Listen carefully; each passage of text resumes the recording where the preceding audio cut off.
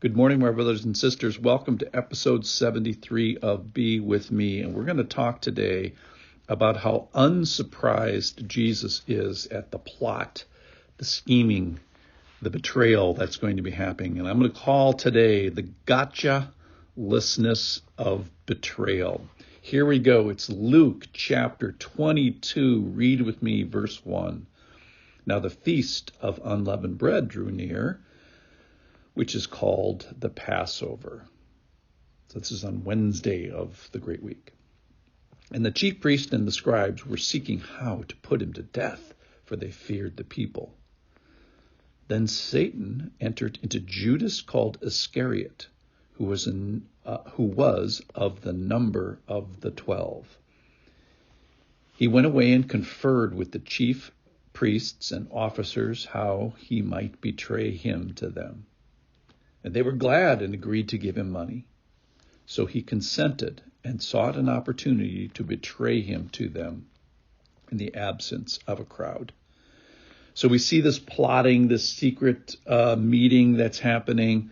But my point at the end is going to be Jesus is not surprised. So here, let's get there by this. First of all, Jesus was one of the 12. He was one of the 12. And the disciples were surprised and still had Judas as part of their number. They were unaware of what had been going on with Judas all along. Jesus wasn't unaware. He said way back in John chapter 6 that some of you don't believe, and he knew this from the beginning. And he said, one of you is a devil and is going to betray me. That's in John chapter 6, verse 70. So Jesus is not surprised here. Maybe even Judas is surprised. Certainly the other disciples were surprised. Matthew tells us he gets 30 pieces of silver for this plotting. And that's 4 months' wages. It's about $7,500 in today's money. And it just tells you the disrespect that Jesus had from the authorities. I wanted to talk about the Satan entered thing. So there's this marriage, if you will, of Satan entering into Judas, but also Judas consents. He consents. He seeks an opportunity. He goes away. So there's all this volition that happens, and certainly the Lord holds him accountable and responsible for his evil actions.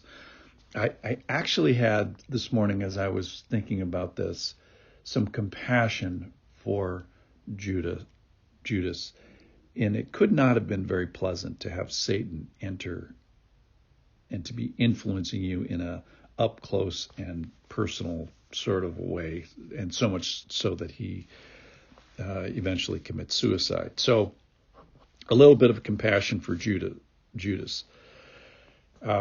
I wanted to talk about this betrayal, this denial. So Judas betrays him, but all the others, Peter denies him, and all 12 of the 11 remaining of them abandon Jesus. So they go from this celebration of the Passover to betraying the Lord.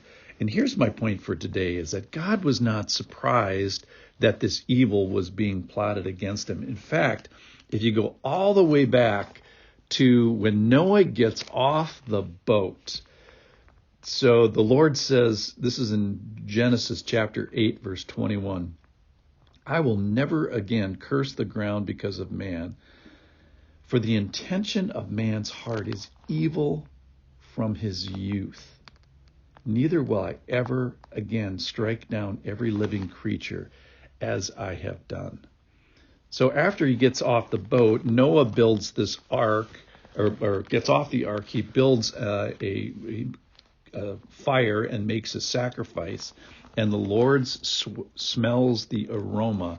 And the question is the Lord going to accept the sacrifice? Because he knows that even though we'd think that the virus of sin that has infected man all the way from Adam, that, well, maybe the flood extinguished it. And we find out as just after Noah gets off the boat that nope, the virus is still active and it still infects mankind. And the Lord almost has to make a decision at that point, if you will, is, am I going to tolerate man in his sinfulness and that his heart is still sinful? And the answer is yes. Why? So that you could get to today, that Judas can betray the Lord, and that the Lord can send this rescue mission and fix this problem once and for all. So it's like that passage in Genesis 50, chapter 20, is, you meant this for evil, but God meant that for good. So that even though Judas has an evil intent and that it has this evil authorship, we find that God is sovereign, and this is the last gasp of the servant before his head gets crushed. So what's the most difficult part of the crucifixion week for Jesus? Is it the pain of crucifixion? Is it the shame that he undergoes? Is it the mockingness? Is it the fact that the Romans are betraying their authority? Is it the fact that the Sadducees and the people who are the religious leaders betray their office? Is it the fact that the chief priest is supposed to act as this go-between between God and man, that he betrays his office? No. I think, this is a personal opinion here, that what was most difficult about the Great Week is this betrayal. And the point is that Jesus knew it was coming, not just in the last 3 years of his life, knowing that Judas didn't believe and that bad things were going to happen with Judas. He knew this was coming for thousands of years. He knew that the virus still infected mankind and a rescue mission was going to be necessary. So there is no surprise here. There's no gotcha at the end of the story when Judas shows up with the chief priests and the Jewish soldiers in the Garden of Gethsemane. There's no surprise there. And he hadn't even been waiting 3 years. He'd been waiting thousands of years for this. And it's almost like Jesus is saying, hey, I've been expecting you. I've been waiting for you. I knew all along that this was going to happen.